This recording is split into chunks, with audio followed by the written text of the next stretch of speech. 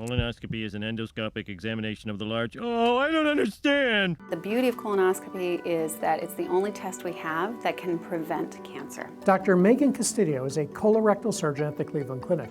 She explains how colon cancers are avoidable. We can do the scope. If we identify a polyp, we can take it right out then, and that prevents the person from getting cancer. The scope Dr. Castillo is talking about is colonoscopy, a test that looks at the inner lining of your large intestine.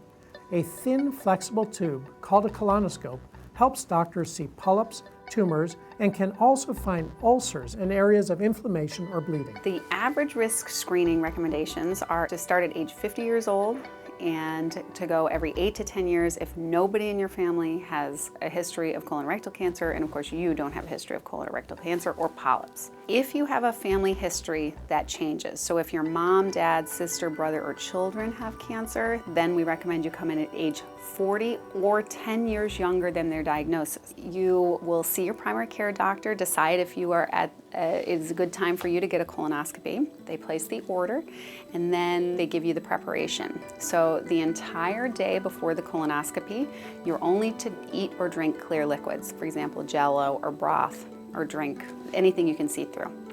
Then that night, you start a preparation procedure. Sometimes you take it all the evening before, sometimes you take some at night, sometimes some in the morning. Most people tolerate that pretty well.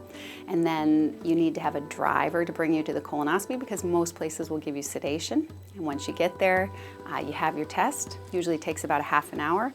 Most of the time people say, man, the prep was the hard part, the test was easy. And then you can eat some lunch and you're on your way. Your doctor will give you a report immediately, and if any polyps are removed, they are sent to pathology. Because that's the issue with colon cancer. You don't get symptoms oftentimes until it's too late, till it's already cancer. So if you have any symptoms such as a change in bowel habits, for example, you go from having a bowel movement to every day to being constipated, or you go from your normal to having diarrhea, that change could be important. Certainly if you saw blood at any point, even one time on the toilet paper or in the toilet bowl, it's worthwhile to get checked, no matter whether you're 20, 50, or 80. The things we know about that increase your risk of getting colorectal cancer are smoking, eating a diet heavy in meats and cheeses, so kind of a traditional American diet.